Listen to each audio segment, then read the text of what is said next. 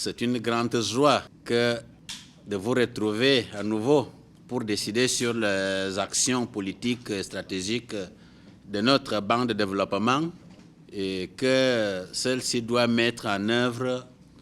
pour le développement des pays de notre sous-région. C'est également l'occasion pour moi de remercier vivement les autorités camerounaises pour l'appui multiforme qu'ils ont apporté à la banque dans le cadre de la préparation de cette session. Dans cette partie introductive de mon propos, il me plaît également de souhaiter une chaleureuse bienvenue au ministre gabonais qui participe aux travaux de notre Assemblée pour la première fois, à savoir M. Régis Onanga Ndiaye, en charge du ministère des Affaires étrangères, chargé de l'intégration sous-régionale et des Gabonais de l'étranger, et de M. Maïs Mouissi, en charge du ministère de l'économie et des participations. Mesdames et Messieurs, membres de l'Assemblée générale, permettez-moi enfin, à l'entame de nos travaux, de témoigner en vos noms, au nom de la direction de la banque et en mon nom propre, toute notre compassion aux peuples frères marocains et libyens qui ont respectivement connu un séisme dévastateur et des inondations sans précédent, faisant des milliers de victimes et causant de nombreux dégâts. Monsieur le représentant des actionnaires du Royaume du Maroc et de la Libye, recevez par ma voix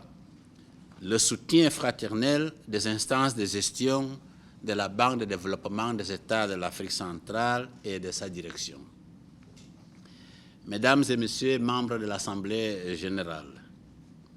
pour cette session, nous aurons à nous prononcer sur la modification des statuts de la banque, notamment la clé de répartition entre le capital appelé et le capital sujet à appel, de la composition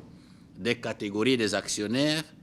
et le calendrier de libération du nouveau capital. Nous aurons également à nous prononcer sur la mise à jour de la politique de financement de la banque, donc le texte a été mis en cohérence avec le nouveau statut. Enfin, nous aurons à examiner la politique de mobilisation des ressources qui présente la projection des ressources nécessaires, les actions à mener et les pistes de développement des partenariats avec les fournisseurs de ressources, aussi bien classiques qu'innovantes, pour permettre à la banque la prise d'engagement en adéquation avec les ressources mobilisées. Excellences, Monsieur le Premier ministre, Mesdames et Messieurs les ministres, membres de l'Assemblée générale, vous l'aurez donc compris, il s'agira pour nous de clôturer les travaux entamés le 27 juillet dernier que nous avons ajournés pour permettre le temps de la réflexion, de mieux expliquer les enjeux et de nous assurer que les décisions que nous prendrons aujourd'hui restent en phase avec la vision des États fondateurs et celle du plan stratégique ASOBE de notre banque. Mesdames et Messieurs les ministres, membres de l'Assemblée générale, sans plus tarder donc,